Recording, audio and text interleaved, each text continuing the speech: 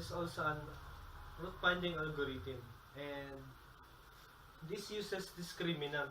Discriminant is the value of b squared minus 4ac. So what I mean discriminant is we will find the value of a, b, and c in this method. So we will have an example for Muller's method. The example is x cubed minus 13x minus 12. And we have guesses of 4.5, 5.5, and 5. So first, when using Muller's method, we will find the functions of these values when substituting this. And we will solve fxo, function of x1, function of x2. Then, we will substitute the values to the function.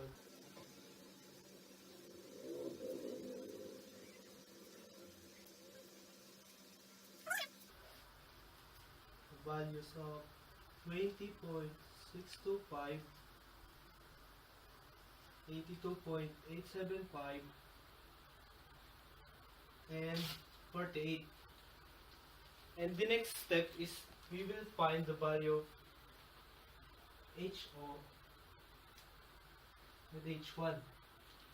HO is equal to x1 minus xo, and this H1 is equal to H2 minus x1. And we will substitute the values. 5.5 minus 4.5 and 5 minus 5.5. This will have negative 0.5.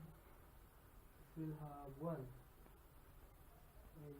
And when we find the value of HO and H1, we will proceed to the values of the delta 1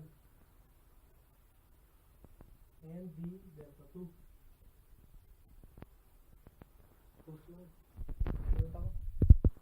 And after we find the values of HO and H1, we will find the value of delta 0 and delta 1, which is equal to the function of x1 minus function of xo, and this is equal to function of x2 minus function of x1, which is equal to function of x1 82.875 minus 20.625, and this will equate to 62.25, and this 48 minus 82.75, 875, and this will equate to 69.75. Stop. So these the values we get from before. So the next step is we will find the values of A and B and C. So C is equal to f of x2, which means it is 48. Stop man. It's the value we have before. And the next step is we will find the values of A, B, and C. So C is equal to f of x2 function. So this is equal to 48. And A is equal to delta 1 minus delta 0 over h1 plus h0. And it is equal to 69.75 minus 62.25 over h1 plus h0.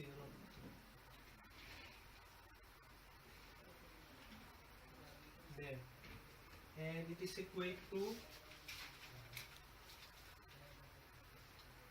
15. and B is equal to A H1 plus delta 1 is equal to A, which is 15, H1, which is negative 0.5, plus delta 1, which is 69.75 is equal to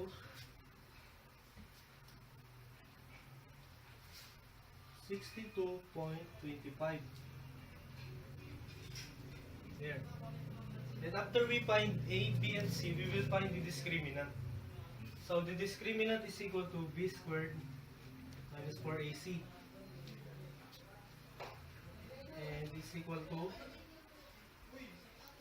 62.25 squared minus 4 times A, which is 15, and times C is equal to